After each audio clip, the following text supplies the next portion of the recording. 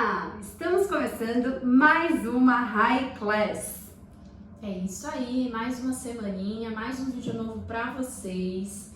Então já deixa sua curtida aqui e encaminha também esse vídeo para aquelas pessoas que você já sabe que precisam desse tema aqui, dessa aula, dessa semana. Até porque hoje o tema é polêmico e eu tenho certeza que você já ouviu isso, ou na empresa que você está hoje, ou em alguma empresa que você já trabalhou. Não gosto do meu chefe. E agora? Exatamente, isso acontece, não vou ser generalista aqui, mas em 99,99% das empresas, porque isso é um assunto que muitas vezes chega ali, né, a gestão, chega ao RH como um problema, e agora o que vamos fazer nesse sentido? Então, por isso que a gente trouxe esse tema aqui hoje, para trazer aí 3 pontos super importantes que precisam ser considerados quando a gente fala de situações assim. E até para tirar, né, um pouco das questões pessoais que envolvem esse relacionamento. Claro que nós estamos falando de pessoas, então questões pessoais vão ser vividas. Mas a ideia aqui da gente trazer esses 3 pontos é para que você consiga tangibilizar e racionalizar também a sua performance, o seu trabalho e pensar de uma maneira coletiva e em prol do negócio. Exatamente. E aqui, o nosso foco tá em assim, essa frase acontece, essa frase é falada dentro da empresa, então você como líder, você como RH, você como gestor, o que você precisa fazer, o que você pode fazer para que essa frase aí ela deixe de existir dentro da sua empresa e você faça uma gestão desse assunto, desse tema e leve aí uma melhor qualidade de relacionamento para o seu time e para sua empresa como um todo. Até porque se tem gente falando essa frase, tem gente que não está performando, porque ou a gente entende a importância do nosso papel no negócio e faz o que tem que ser feito, ou a gente perde tempo desgastando aí questões pessoais, ou às vezes levando para o pessoal coisas que não tem a ver. Exato. Então, vamos direto ao ponto? É isso aí. E assim, como consequência também, isso prejudica o clima da empresa, né? Então, às vezes, um problema que surge ali em um departamento, as pessoas começam a compartilhar isso e isso vai sendo contaminado e daqui a pouco a empresa tem um problema generalizado de uma coisa que poderia ter sido tratada e pontuada logo ali de início. Perfeito. Ou seja, além de reduzir a performance de uma pessoa, que é quem está falando, isso contamina a performance dos demais e, consequentemente, os resultados da empresa. É isso aí. E para começar, o ponto importante primeiro aqui que a gente vai trazer é a questão cultural. Não tem como, né, gente? Tudo é pela cultura. A cultura é a raiz dos problemas e das soluções da sua empresa. Anote essa frase aí e reflita sobre ela. A cultura, ela traz tanto a questão da identidade quanto a questão dos comportamentos, crenças que as pessoas daquele ambiente possuem. Então, se tem alguma questão cultural disfuncional, isso vai impactar na performance das pessoas. E para que essa frase não deixe de existir, porque o que a gente quer hoje aqui é trazer para você um passo a passo, pontos importantes para que você possa gerir melhor o negócio e não ter mais frases como essa. Então a questão cultural ela vem no alinhamento do quê? De propósito, missão, visão e valores. É super importante as pessoas que fazem parte da empresa viverem os mesmos valores. E quais valores, né, Carol? Os meus? Os seus? São os valores da empresa. Exatamente. Os valores que fazem sentido para a empresa. Então é muito importante que estejam alinhadas as pessoas, estejam alinhadas ao que de fato funciona para o negócio. E assim todos vivam, né? Fazer com que todos vivenciem esses valores em prol do propósito da empresa. Exatamente. E até a gente falando de visão de futuro, o que às vezes acontece é não ter esse alinhamento cultural que a Bruna falou, não se tem uma coerência de visão de futuro. Então o colaborador ele tem uma visão de futuro X e o líder tem uma visão de futuro para esse colaborador Y. E essa visão sendo diferente, cada um vai ter expectativas diferentes. E muitas vezes essa falta de clareza, essa falta de alinhamento entre a visão, né, o que o colaborador pode esperar da empresa, o que a empresa espera do colaborador, e ter esse alinhamento vai ser super importante nesse sentido. Porque senão pode acontecer do colaborador falar, meu chefe não gosta de mim, meu chefe me persegue, eu não gosto do meu chefe porque ele age dessa maneira, ele se comporta daquela maneira, ele não entende o que eu quero. Então essa falta de alinhamento de valores e de visão, né, de ter essa clareza do propósito, da missão, vai impactar seriamente nisso, porque daí surgem muitos conflitos, muitas divergências de comunicação pela falta da comunicação, de uma comunicação clara que deveria ter ali, né, com esse alinhamento da cultura. Perfeito. E o segundo ponto vem aí também mostrar que dá para melhorar processos internos e ter um resultado nos relacionamentos muito positivo, que é o quê? A questão de perfil comportamental. As pessoas possuem sim perfis diferentes. Você que está vendo aqui já deve nos acompanhar e já deve saber disso. Cada um tem um ingrediente, cada um tem um jeito de lidar com os desafios, cada um tem um jeito de se comunicar com pessoas diferentes, cada pessoa lida com regras de formas diferentes. E para que a gente possa extrair o melhor de cada um, entender de perfil comportamental vai fazer com que a gente use as palavras certas, o jeito certo, a estratégia certa na hora de falar com cada pessoa. Talvez você tenha um perfil mais dominante, aquele perfil que é do comando, aquele perfil que normalmente tem facilidade para liderar, e ao falar com uma pessoa com perfil oposto, que seria um perfil estável, fica ali com dificuldade, achando que nossa, essa pessoa demora, ela é devagar, ela não performa, mas na verdade essa pessoa ela só precisa de um tempo diferente do seu. E isso não significa que é ruim ou que é bom. O que significa que ela tem um jeito diferente de lidar com desafios, um jeito diferente de lidar com pressão. E talvez ela precise de um tempo maior porque ela pensa mais em detalhes, é uma pessoa que não corre risco e para isso ela precisa de informações diferentes. Então não é porque ela se comporta com um perfil oposto ao seu que ela faz isso de forma pessoal. Ela faz isso porque esse é o jeito dela. E entender de perfil, de mapeamento de perfil, conhecer de pessoas, traz para a empresa algo muito rico, que é entender essa diversidade, entender que cada ser humano tem dons e talentos únicos e aí, utilizando isso de forma inteligente, consegue se extrair o melhor de cada um. Uhum. E sai daquela questão, né, de essa pessoa só tá fazendo isso para me provocar. Porque não tem nada claro, às vezes acontece isso, tá? Mas na minoria dos casos. A maioria das vezes é a falta do entendimento sobre o outro que nos leva a achar que a pessoa está fazendo aquilo para nos provocar ou para nos atingir. Então, cada perfil, né, vê o mundo de uma maneira diferente, vê sobre ali as suas lentes, né? Então, cada um vai ter um entendimento diferente, consequentemente um comportamento diferente. E quando a gente entende, primeiramente, a nós mesmos, né, entendendo os nossos pontos fortes, entendendo as nossas fraquezas, entendendo a nossa maneira de funcionar, a gente também consegue entender melhor o outro. E aí a empatia ela aumenta, porque a gente consegue entender melhor o outro e entendendo o outro a gente também se flexibiliza, né? Porque nós não nascemos assim, vamos morrer assim.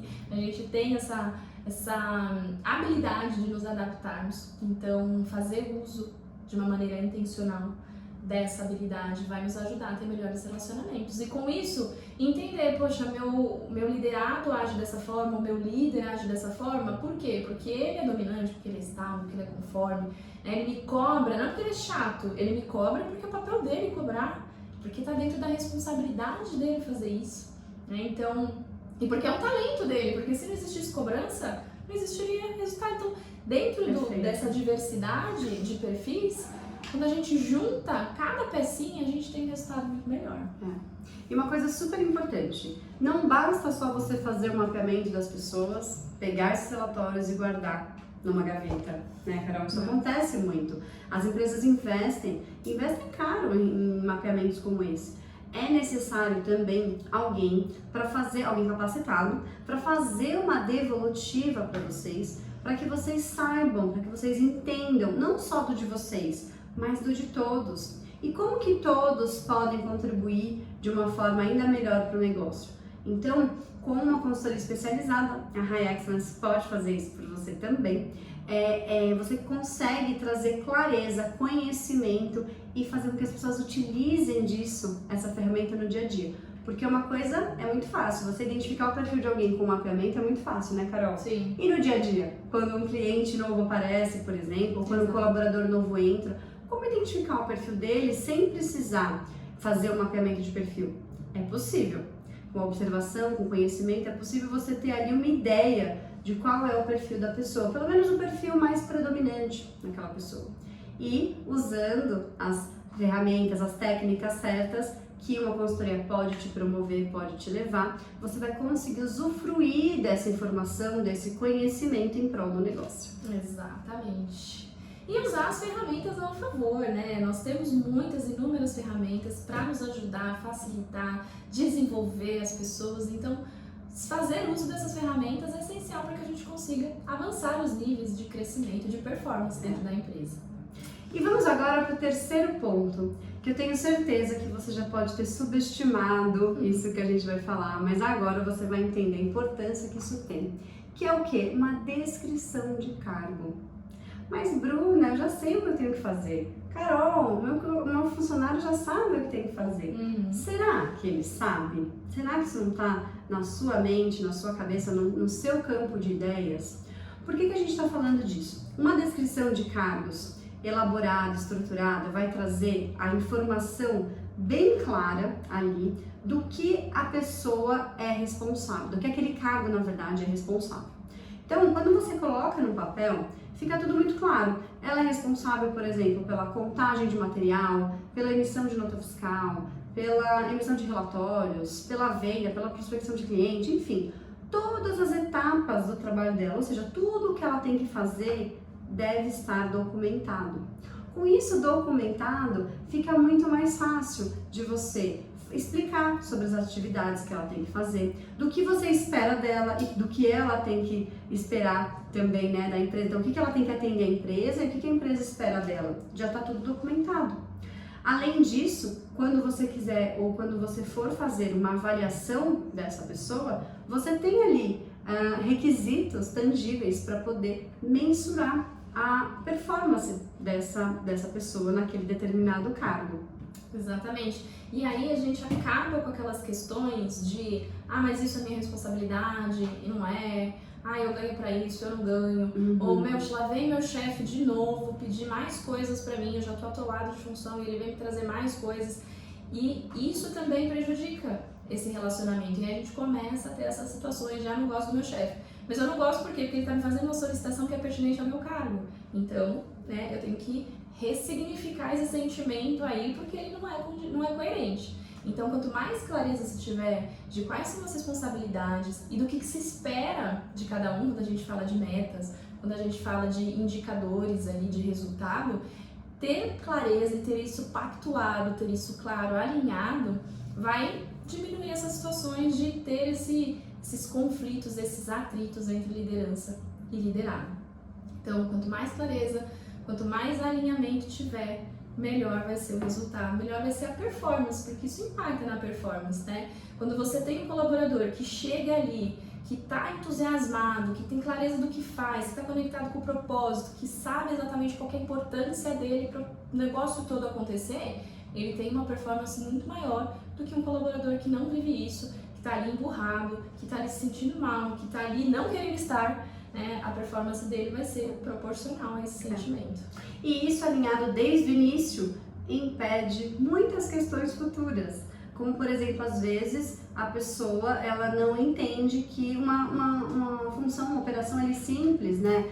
Como às vezes passar um pano na mesa, por exemplo, pode ser pertinente ao cargo dela, né? Se ela está ali naquela posição talvez de atendente, recepcionista, ela pode, isso pode entrar ali na descrição do que ela tem que fazer, se for uma coisa ali simples que também que não caracterize, né, como um desvio de função, sim, né, Carol? sim, mas algo pertinente ao que ela está fazendo. Então, você deixar isso claro desde o início vai evitar conflitos futuros também. Isso mesmo. E é possível também utilizar essas informações para você pensar em metas para esse colaborador.